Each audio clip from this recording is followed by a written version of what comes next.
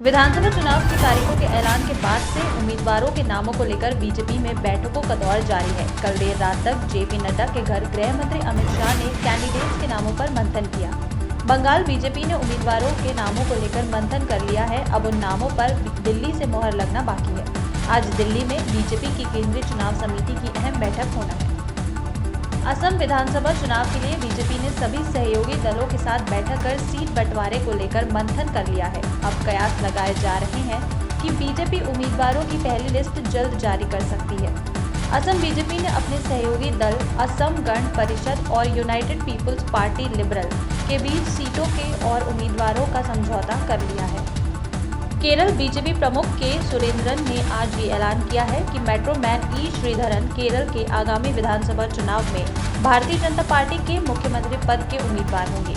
ई श्रीधरन 25 फरवरी को औपचारिक रूप से बीजेपी में शामिल हुए थे।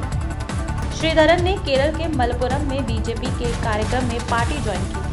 कृषि कानूनों पर ना सरकार झुकती दिख रही है और ना ही किसान, दोनों अपनी अपनी बात पर अड़े हुए हैं। बीते करीब 100 दिनों से देश भर में किसान अपना आंदोलन चला रहे हैं। उनकी मांग साफ है कि कृषि कानूनों को वापस लिया जाए, लेकिन किसानों की मांग मानना तो दूर, सरकार बीते सवा महीने से किसानों से बातचीत करने को तैयार नहीं है। इसके बाद अब किसान संगठनों ने भी तय कर लिया है कि बीजेपी को हर जगह मात देने की जरूरत है। किसान संगठनों ने कहा है कि 5 राज्यों में होने वाले विधानसभा चुनावों में जहां जहां बीजेपी मजबूत होगी वहां वहां किसान संगठन बीजेपी के खिलाफ प्रचार करेंगे। वो लोगों से अपील करेंगे कि बीजेपी को वोट ना दिया जाए, क्योंकि बीजेपी जब हारेगी तभी किसानों की बात मानी जाएगी। पश्चिम बंगाल में विधानसभा चुनावों की तारीखों के ऐलान के बाद भी ममता के नेताओं का बीजेपी में शामिल होने का सिलसिला जारी है। इसी कड़ी में ममता के करीबी और टीएमसी के दिग्गज नेता ने बीते बुधवार को बीजेपी का दामन थाम लिया। इतना ही नहीं, नेताजी ने बीजेपी में शामिल होने के बाद भरी सभा में उठक बैठक भी लगाई और जनता से माफी मांगी। टीएमसी नेता सुशांत पॉल बुधवार को बंगाल के मदीनापुर की रैली में शुवेंदु अधिकारी की मौजूदगी में बीजेपी में शामिल हुए। सुशांत ने बीजेपी में शामिल होने के बाद शुवेंदु अधिकारी और जनता के सामने कान पकड़कर माफी मांगी और उठक बैठक भी लगाई। National institute of open schooling अब नया पाठ्यक्रम लेकर आने वाला है, जिसके तहत अब बच्चों को भारतीय जन परंपरा और वेदों का ज्ञान दिया जाएगा। National institute of open schooling ने अपने पाठ्यक्रम में गीता और रामायण को शामिल करने का फैसला किया है, जिसके बाद मदरसों में पढ़ने वाले बच्चों को इस्लाम के साथ गीता और रामायण के बारे में भी पढ़ाया जाएगा। National institute of open schooling की चेयरमैन सरोज शर्मा के मुताबिक शुरुआत में देश भर के 100 मदरसों में इसकी शुरुआत की जाएगी। पश्चिम बंगाल में विधानसभा चुनाव को लेकर देश भर की राजनीतिक पार्टियां सक्रिय हैं।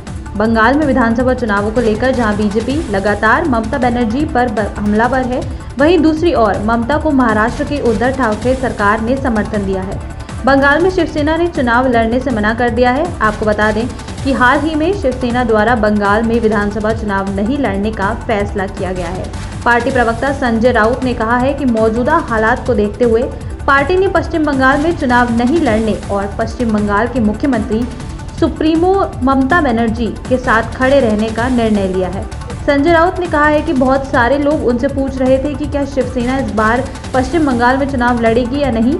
शिवसेना के पार्टी प्रवक्ता संजय राउत ने कहा कि बहुत सारे लोग ये जानने के इच्छुक थे कि शिवसेना पश्चिम बंगाल में चुनाव लड़ रही है या नहीं। पार्टी अध्यक्ष उद्धव ठाकरे जी के साथ बातचीत के बाद निर्णय लिया गया है कि मौजूदा हालात को देखते हुए लग रहा है कि दीदी यानी कि ममता बनर्जी के साथ अन्य सभी की लड़ाई है। ऐसे में शिवसेना ने पश्चिम बंगाल चुनाव नहीं लड़ने और ममता बनर्जी का साथ कंधे से कंधा मिलाकर देने का निर्णय लिया है। देश के प्रसिद्ध पर्यटक स्थलों में से एक और दुनिया के 7 अजूबों में गिने जाने वाले ताजमहल के परिसर में उस वक्त हंगामा मच गया था जब ताजमहल को बम से उड़ाने की धमकी दी गई। ताजमहल में बम होने की जानकारी मिलने के तुरंत बाद ही अंदर मौजूदा सभी पर्यटकों को बाहर निकाला गया। मीडिया रिपोर्ट्स के अनुसार ताजमहल में बम होने की सूचना मिलते ही तत्काल ताजमहल के दरवाजों को बंद किया गया और सभी पर्यटकों को बाहर निकाला गया। हालांकि बाद में ताजमहल परिसर में बम होने की सूचना गलत निकली। बताया जा रहा है कि पुलिस को अज्ञात व्यक्ति ने फोन पर विस्फोटक रखने की सूचना दी थी, जिसे अब हिरासत में लिया गया है। पूछताछ के दौरान युवक ने बताया कि वो नौकरी न मिलने से परेशान था। बॉलीवुड की मशहूर प्लेबैक सिंगर श्रेया घोषाल जल्द ही मां बनने वाली हैं और इस बात की जानकारी खुद श्रेया घोषाल ने अपने सोशल मीडिया अकाउंट के जरिए साझा की है। श्रेया ने अपने इंस्टाग्राम अकाउंट से बेबी बम्प फ्लॉन्ट करते हुए एक प्यारी सी तस्वीर साझा की है। आपको बता दें कि श्रेया घोषाल का ये पहला बेबी होगा, जिसके जन्म को लेकर श्रेया और उनके पति शीलादित्य काफ़ी ज़्यादा एक्साइटेड हैं।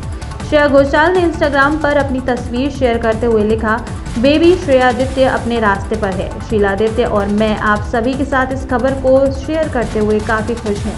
जिंदगी के इस नए सफ़र को शुरू करने में आप सभी के आशीर्वाद की ज़रूरत है। सिंगर श्रेया घोषाल ने 10 साल के लंबे समय तक शीलादित्य को डेट करने के बाद उनसे साल 2010 में बंगाली रीति रिवाज के साथ शादी कर ली थी। श्रेया घोषाल न सिर्फ बॉलीवुड में बल्कि बंगाल इंडस्ट्री में भी अपनी मधुर आवाज़ और गायकी के लिए जानी जाती हैं। देश के 5 चुनावी राज्यों में इस वक्त चुनाव का माहौल है, लेकिन चुनाव से ठीक पहले ही तमिलनाडु से एक बड़ी खबर सामने आई है। तमिलनाडु विधानसभा चुनाव से पहले ही शशिकला ने बड़ा ऐलान कर दिया है। शशिकला ने चुनावों से ठीक पहले राजनीति से संन्यास लेने का ऐलान किया है।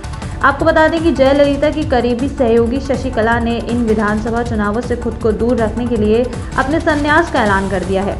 इस बात की जानकारी खुद शशिकला ने एक प्रेस रिलीज के जरिए दी। शशिकला ने कहा कि मैं राजनीति से दूर रहना चाहती हूं, लेकिन मैं दुआ करती हूं कि अम्मा जैसा स्वर्णिम शासन बने। शशिकला के इस फैसले से सभी लोग चौंक गए हैं। शशिकला ने कहा कि जयललिता के हर सच्चे फॉलोअर्स का ये कर्तव्य है कि वो असली दुश्मन यानी कि डीएमके को हराने के लिए एकजुट होकर मेहनत करें। राजनीति से संन्यास लेने की घोषणा करने के बाद शशिकला ने कहा कि उन्होंने कभी सत्ता या पद नहीं चाहा है, हमेशा वो लोगों की भलाई के लिए काम करेंगी और अम्मा यानी कि जयललिता के बताए मार्ग का अनुसरण करेंगी।